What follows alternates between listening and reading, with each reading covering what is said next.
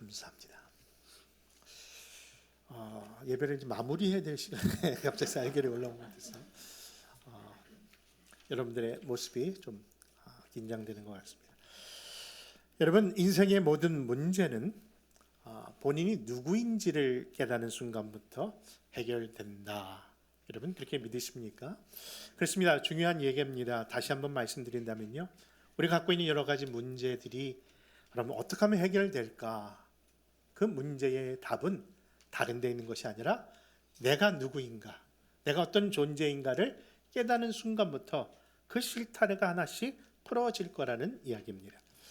그런 의미에서 오늘 우리는 비록 철학자는 아니지만 여러분, 다음과 같은 질문에 대하여 스스로 이런 답을 해봐야 되지 않을까요?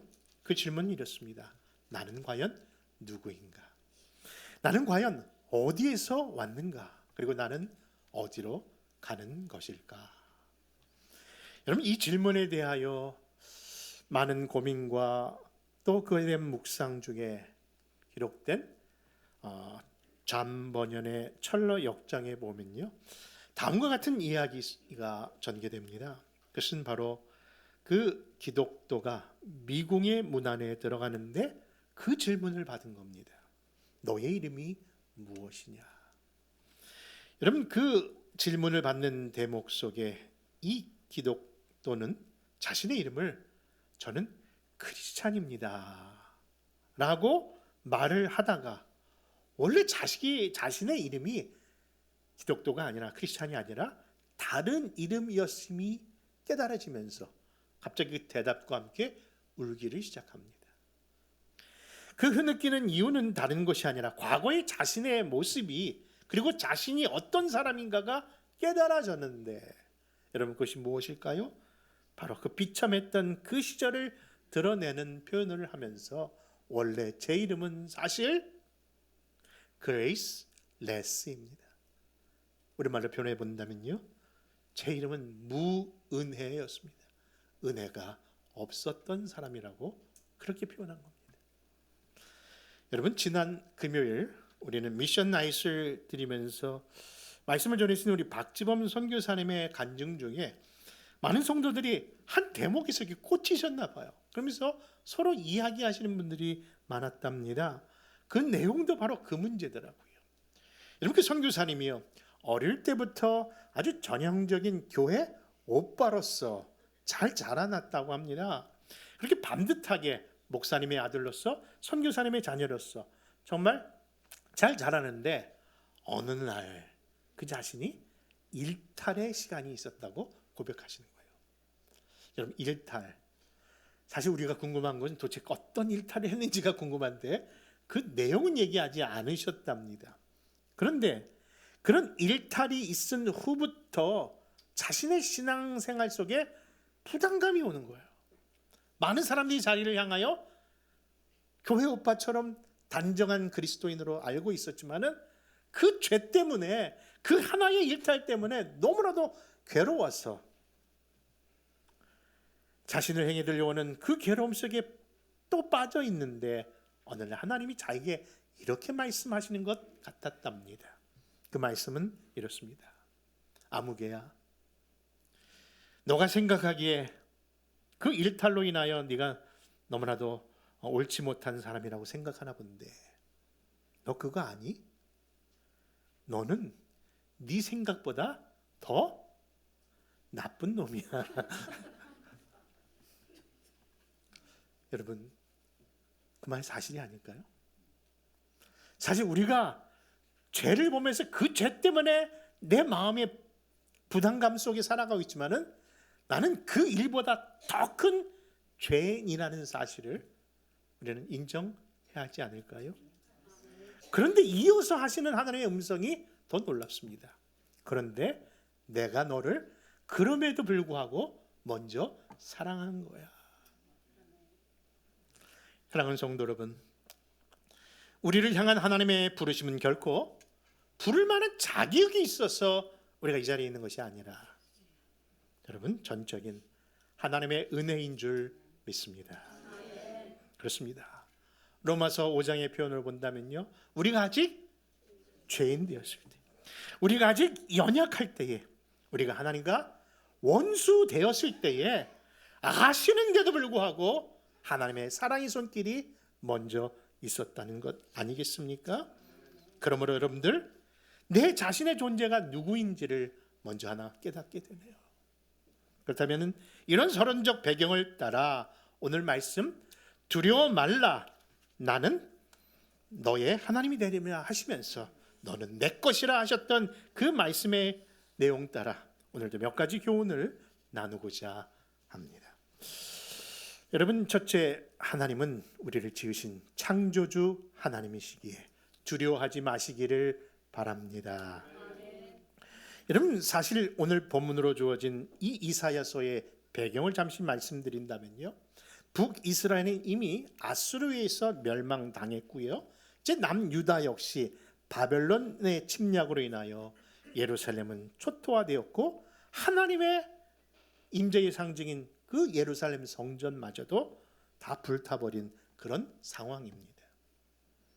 또한 유다 백성들은요, 그 백성들 가운데 이미 바벨론 포로로 잡혀가 있는 시대였기에 여러분, 당연히 남은 자들은 나도 언제 그런 일을 당할지 두려움 속에 살 수밖에 없는 그 시대의 상황입니다.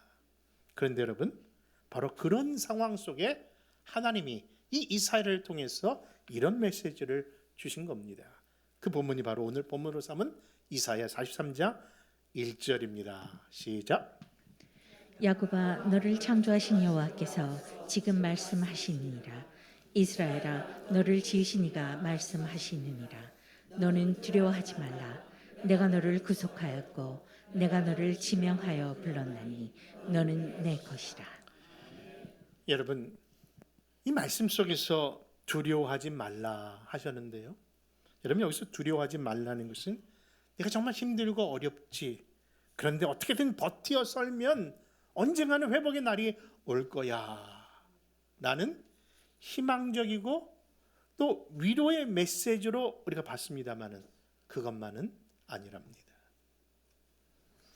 여러분, 특별히 이 대목에서 여러분 주목하십시오. 사실 성경에 하나님의 백성들을 향하여 하나님을 어떻게 섬기라고 하는 한 단어를 들어본다면요, 그 단어는 두려움이라는 단어 속에 포함된 경외라는 단어일 겁니다. 여러분, 하나님은 경외함으로 섬겨야 할 분이십니다. 그 경외하다가 바로 두려움으로 섬기다는 뜻 아닙니까? 그렇다면 지금 우리가 계속 읽고 있고 또 상고하고 있는 이 두려워하지 말라는 것과 두려워하라고 하는 말과 상충되는 표현이 아닐까 하는 그런 의문이 들 터인데, 여러분, 하나님은 두려워해야 되지만 여러분, 우리가 두려워하지 말아야 될 게 무엇인지에 대한 구분을 쳐야 되는 것 아닐까요? 여러분, 그렇습니다.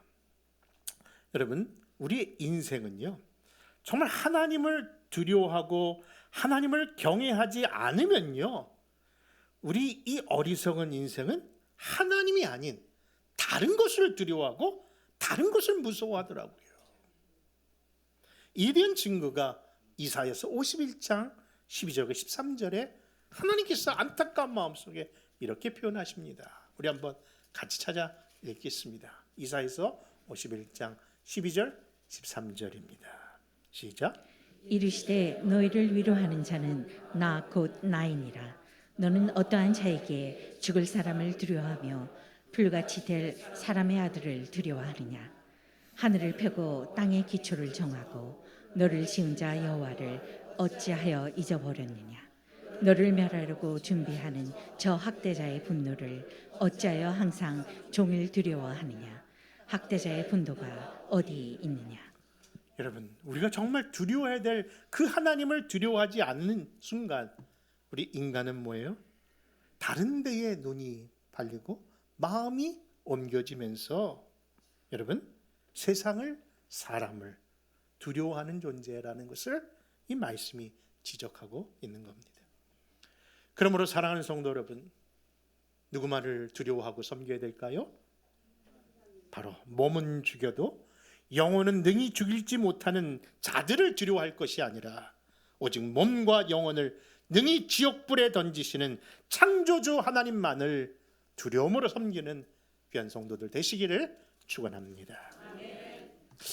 두 번째 주시는 교훈은요, 우리는 바로 주의 자녀요, 하나님은 우리의 아버지이심을 기억하시기 바랍니다. 여러분, 오늘 본문 이사야 43장 2절과 3절 봅니다. 시작. 내가 물 가운데로 지날 때에 내가 너와 함께 할 것이라. 강을 건널 때에 물이 너를 침몰하지 못할 것이며 내가 불 가운데로 지날 때에 타지도 아니할 것이요 불꽃이 너를 사르지도 못하리니 대전하는 여호와 네 하나님이요 이스라엘의 거룩한 이요 내 구원자임이라. 내가 애굽을 너의 속량물로 구스와 스바를 너를 대신하여 주었노라. 여러분, 성경이 일관성 있게 우리에게 가르치는 교훈 하나가 있습니다. 그것은 뭐냐면은 하나님이 자기 백성과 매우 친밀감을 유지하기를 원하신다는 거예요. 여러분, 어떤 친밀감이요? 서로 쌍방간의 사랑을 표현하고 있는 연인처럼 말입니다. 여러분, 하나님은 너가 나의 백성이라고 말하실 뿐만 아니라 나도 네 거야 라고 표현하시는 하나님이시라는 거예요. 여러분, 내 안에 너 있다는 말이 그런 말 아니실까요? 여러분, 그렇습니다. 하나님이 얼마나 우리와 하나 되고 싶어 하시고 우리와 친밀감을 유지하기를 원하시는지, 여러분, 누가복음 3장에 보면요, 예수님의 족보, 다시 말해서 인류의 족보가 나오는 가운데 있는데 그 족보 가운데 자신의 이름을 넣으시는 하나님이시라는 것을 보게 됩니다. 여러분, 다 읽기는 시간인상 우리가 생략하고 첫 절과 마지막 절만 한번 찾아 읽겠습니다. 누가복음 3장 23절과 38절입니다. 시작. 예수께서 가르치심을 시작하실 때에 30세쯤 되시니라. 사람들이 아는 대로는 요셉의 아들이요 요셉의 위로는 헬라요 그 위는 에노스요 그 위는 셋이요 그 위는 아담이요 그 위는 하나님이시니라. 여러분, 결국 하나님이 인생이 아닐진데, 여러분, 그 안에 들어가실 수 있는 분이 아닌데 스스로 인생의 계보 속에 개입하시기까지 우리를 친밀감을 보여주시는 하나님이시라는 겁니다. 여러분, 이방 회교들 간에도요, 신의 이름이 다양하게 있는데요, 어떤 이방 신은 자기 이름이 아홉 가지로 표현하는 신도 있답니다. 그런데 여러분, 어느 신 가운데서도 그 신을 아버지라고 부르는 신은 결코 없다는 것 아십니까? 그렇습니다. 세상에 수많은 사람들이 자신의 부족함과 연약함을 채우려고 그 다양한 신들을 만들어내는데, 그런 다양한 신들 가운데서도 스스로 알고 있어요. 아버지라 부를 수 있는 신은 없다는 것을요. 왜입니까? 그 신은 인격체가 아니고 살아있는 존재가 아님을 스스로 인정하고 있기 때문일 겁니다. 근데 여러분, 우리 하나님의 아들이신 예수님께서는요, 너희가 어떻게 기도해야 될까를 말씀하시면서 그의 가르침의 기도, 주 기도문 속에 그 하나님을 어떻게 부르라고 말씀합니까? 하늘에 계신 우리 아버지라고 말입니다. 그러므로 사랑하는 성도 여러분, 때론 사망의 음침한 골짜기와 그런 힘든 시절을 나홀로 걸어가는 순간에 여러분, 결코 우리가 두려워하지 않은 이유는 다른 것이 아니라 나와 동행하시는 그분이 나와 함께 하시고 살아계신 나의 하나님이신 줄 믿으시면 아멘 하시기 바랍니다. 이와 같이 내가 누구인 줄 알고 그분이 나에게 어떤 존재를 알고 그분과 나의 관계가 무엇인지를 아는 그 아빠, 아버지로 부를 수 있는 그 단계 하나가 삶의 태도를 바꾼다는 사실을 기억하십시오. 여러분, 오늘 이 본문 속에 나오는 그 아버지와 아들의 관계가 정말 막연하게 주신 말씀이 아니라 이것이 진짜 하나님이 우리에게 주신 특권이요 축복임을 하나님 스스로가, 그리고 그 보내신 예수 그리스도를 통해서 이것을 증명하십니다. 어디서요? 바로 우리 예수님께서 요단강에서 세례를 받는 순간에 그 음성을 듣기 때문입니다. 우리 같이 한번 찾아볼까요? 마태복음 3장 17절입니다. 시작. 하늘로부터 소리가 있어 말씀하시되 이는 내 사랑하는 아들이요 내 기뻐하는 자라 하시니라. 여러분, 영광을 받으셔야 할 그 하나님의 아들 성자 예수님이 인간의 몸을 이끌고 이 땅에 계시는 동안 영광이 아니라 고난과 역경과 침뱉음과 모욕과 수치는 우리가 다 아는 사실 아닙니까? 우리는 그 중에 하나만 당해도 못 견디는데 그 모든 것을 하나님의 아들께서 당하시는음에도 불구하고 어찌 그것을 참고 끝까지 십자가의 사명을 완수할 수 있으셨을까? 그는 분명히 성자이기 때문에 그렇게 말하지 마십시오. 그분은 하나님이시지만 사람으로 오셨다니까요. 우리와 같이 똑같은 인생을 사셨던 분이시라는 겁니다. 그런데 그렇게 가능할 수 있었던 것은 이 말씀과 같이 자신이 누구인가에 대하여 하나님으로부터 들었던 그 정체성의 음성이 그것을 가능하게 했다는 겁니다. 두 가지 음성이 뭡니까? 이는 내 사랑하는 아들이라는 음성과 이는 내 기뻐하는 자라는 그 음성 말입니다. 그러므로 사랑하는 성도 여러분, 우리의 삶 가운데 우리도 힘과 용기가 필요한 순간이 있다면 이 음성을 다시 한번 확인하십시다. 나는 하나님의 아들이요, 나는 하나님의 사랑받는 기뻐하는 자라는 것을 우리가 묵상해 본다면 하나님이 사랑하는 자에게 왜 좋은 것 주시지 아니하시겠습니까? 여러분, 그러므로 내가 겪고 있는 어떤 문제보다도 내가 어떤 존재인가를 알게 될 때 당연히 힘과 용기를 얻기 때문인 것이죠. 그러므로 너는 내 것이라 부르시는 그 주님의 음성에 늘 감사하며 찬양하고 영광 돌리는 우리 주의 소유된 백성들 되시기를 축원합니다. 마지막으로 주의 이름을 부르는 증인 되시기를 바라면서 우리 4절과 7절 말씀, 좀 긴 말씀입니다만 같이 찾아 있습니다. 시작. 내가 내 눈에 보배롭고 존귀하며 내가 너를 사랑하였은즉 내가 내 대신 사람들을 내어주며 백성들이 내 생명을 대신하리니 두려워하지 말라. 내가 너와 함께하여 내 자손을 동쪽에서부터 오게 하며 서쪽에서부터 너를 모을 것이며 내가 북쪽에서 이르기를 내놓으라. 남쪽에게 이르기를 가두어 두지 말라. 내 아들을 먼 곳에서 이끌며 내 딸들을 땅끝에서 오게 하며 내 이름으로 불러지는 모든 자 곧 내가 내 영광을 위하여 창조한 자를 오게 하라. 그를 내가 지었고 그를 내가 만들었느니라. 여러분, 하나님은 우리를 지으시고 만드신 분이십니다. 동서북남으로 우리를 모으시고 지켜주신다고 말씀합니다.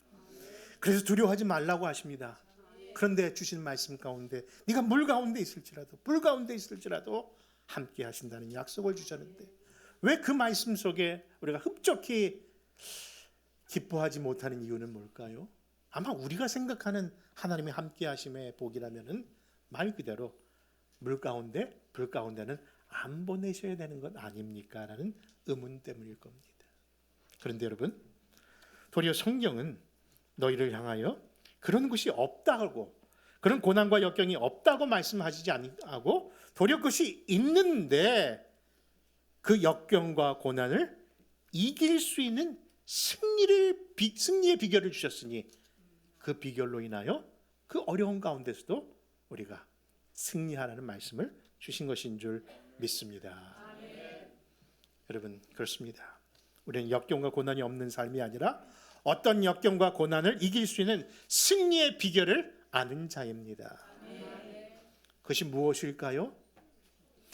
여러분, 유종옥 사모님이 쓴 울고 있는 사람과 함께 울면 행복하다라는 책에 보면요, 일상의 삶 가운데 어떻게 하면 승리할 수 있을까, 정말 실수하지 아니하고 그것을 힘있게 살 수 있을까라는 그 대목을 이야기하는 내용이 나오는데, 그분은 매 순간마다 그 비결이 다른 것이 아니라 자신의 이름 대신에 하나님의 이름을 바꾸는 일을 통해 승리할 뿐만 아니라 마음의 평안도 누린다는 그런 간증의 책입니다. 쉽게 말해서 그것을 대진표 이름 바꾸기. 여러분, 그렇습니다. 내 이름 대신에 누구의 이름을? 하나님의 이름을, 승리자이신 예수님의 이름을 바꾸는 거예요. 마치 어린 다윗이 골리앗 앞에 섰을 때 너는 칼과 창으로 나오지만 나는 만군의 누구 이름으로? 여호와 이름으로 나가노라. 다윗이 나가는데 다윗의 이름이 있어야 되는데 그 영적 대진표에 이름을 누구로 바꾼 겁니까? 하나님의 이름으로. 그분은 전능하신 만군의 하나님의 이름으로 말입니다. 그렇습니다. 모든 일상에 자신의 이름 대신에 여러분 하나님의 이름을 바꾸면요, 영적 생활의 승리의 비결은 당연히 따라오는 것 아닐까요? 그렇습니다. 당연히 천지를 지으신 하나님의 이름이 먼저 앞에 서면요, 감당치 못할 일이 어디 있겠습니까? 사실 늘 내 것이라 했던 모든 소유권을 하나님의 이름으로 바꾸는 순간부터 결과뿐만 아니라 마음도 평안이 오더라고요. 믿습니까? 예를 들어서 내 배로 난 정말 답답하고 힘든 자식이지만 그 자식 어느 순간에 내 자식 아니라 하나님 자식이다라는 마음으로, 그 자식의 액센트가 좀 들어가서 좀 죄송합니다만은 그렇게 하나님 앞에 드리니까 하나님의 자녀, 하나님이 책임져 주시더라고요. 이 사업, 이 교회 내 거 아닙니다. 하나님의 것이라고 그 이름을 바꾸는 순간부터 하나님이 진짜 일하기 편하게 일하시더라고요. 과거에는 우리 하나님도 그 일에 내가 간섭을 해야 되나 안 해야 되나 망설이셨는지 그 이름을 완전히 바꿔드리니까, 내어놓으니까 그 이름에 따라 하나님이 일하기 시작하셨다라는 이야기입니다. 사랑하는 성도 여러분, 한동안 종교계에서도요, 내려놓음이란 이야기가 많이 있었습니다. 그렇죠? 무소유, 법정스님이었나요? 그렇죠? 무소유라는 책이 그렇게 팔리면서 인간의 욕심을 내려내려고 무소유를 얘기하고 내려놓음이라는 얘기가 했는데, 우리 기독교에서도 한 목사님이 쓰신 책 내려놓음이 얼마나 인기가 많은지, 내려놓음, 그 다음에 더 내려놓음, 또 내려놓음, 아주 그냥 시리즈가 계속 나올 정도로 내려놓음을 그렇게 강조하더라고요. 근데 아쉬움은 이겁니다. 우리는 내려놓음의 싸움을 싸우는 게 아니에요. 우리는 무소유가 아니라 진짜 소유하는 사람이어야 합니다. 비록 우리가 내려놨고 비었지만은 그 안에 무엇을 채우는 겁니까? 그 문제인 거예요. 여러분, 바로 하나님으로 가득 찬 인생, 하나님의 이름으로 가득 찬 인생, 여러분 거기에 하나님의 약속이 있기에 엄밀히는 내려놓음이 아니라 내어드림인 줄 믿습니다. 그 내어드림의 극치가 바로 갈보리 언덕에 있었던 그 예수님의 십자가였고, 그 십자가를 통해서 우리도 그 길을 가는 것입니다. 그러므로 사랑하는 성도 여러분, 내 남은 인생 승리케 하는 삶을 원하십니까? 오늘도 그분의 이름과 함께 주님의 이름의 증인으로서 이 삶의 비결의 승리자의 삶을 누리시되 여러분 끝까지 주님과 동행하는 주의 백성들 되시기 바랍니다. 그런 의미에서 우리 마지막 이 43장 결론적인 의미에 그 이름의 증인되라는 음성으로 듣고 말씀을 정리합니다. 43장 10절 말씀 같이 찾아 읽습니다. 시작. 나 여호와가 말하노라. 너희는 나의 증인, 나의 종으로 택함을 입었나니 이는 너희가 나를 알고 믿으며 내가 그인 줄 깨닫게 하려 함이라. 나의 전에 지음을 받은 신이 없었느니라. 나의 후에도 없으리라. 그러므로 이제 하나님의 소유된 백성으로 하나님의 우리의 창조주이심과 우리의 구속주이심을 온 세상에 증거하는 그런 교회와 그런 가정과 성도들과 그런 학도들이 되시기를 주님의 이름으로 축원합니다.